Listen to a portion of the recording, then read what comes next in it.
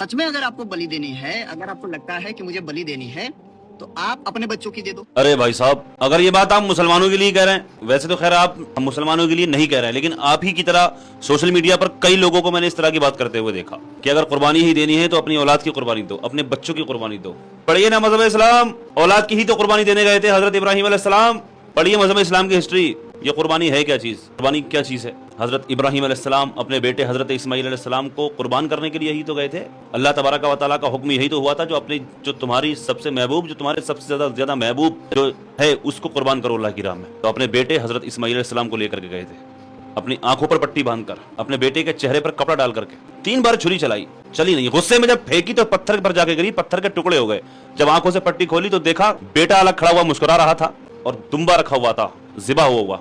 तो कुर्बानी तो हो गई।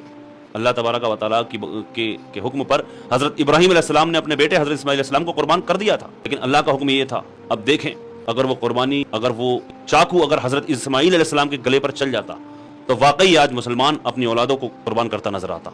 ये तो हो चुका ना, आपका दिमाग अब जा रहा है इस जगह पर, ये पहले ही हो चुका है।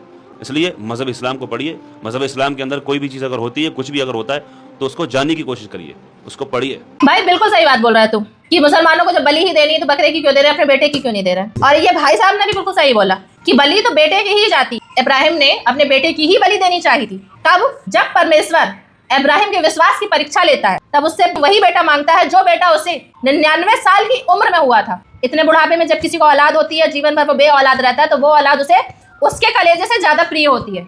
परंतु परमेश्वर ने अपना विश्वास देखने के लिए इब्राहिम से वही औलाद मांगी, वही बेटा मांगा, उसकी बलि मांगी। तो इब्राहिम ने यकीन की, आंखों में पट्टी लेके वो पहाड़ पे लेके गया अपने बेटे को। भाई साहब ने बोला छुरा लगाया, बिल्कुल चाकू से गला काटना चाहा, पर उतने ही टाइम परमेश्वर की भविष्यवाणी हुई। परमेश्वर ने खुद वचन दिया कि भाई नहीं, मैंने तेरे विश्वास की परीक्षा ली और मुझे यकीन हो गया तेरे पूरे संसार में आने वाले समय में भी तुझसे ज्यादा विश्वासी कोई नहीं है। बलि तो होगी पर तेरे बेटे की नहीं। ये बेटा तो मैंने दिया है, तो मैं इसकी बलि कैसे ले लूंगा। बलि तो होगी पर तेरे बेटे की नहीं।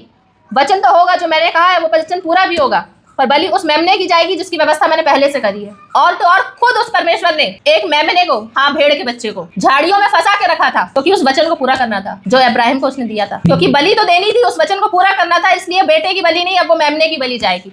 ये वही रिवाज है। और उसके बाद परमेश्वर और इब्राहिम के बीच जो वार्तालाप हुई थी, जो बातें हुई थी, उसमें वचन में कहा गया था कि अब तेरे इस्माइल नाम का ये जो बेटा है, इसके इतने वंशज बनेंगे जितने आकाश में तारे नहीं होते। ये बिल्कुल सच है।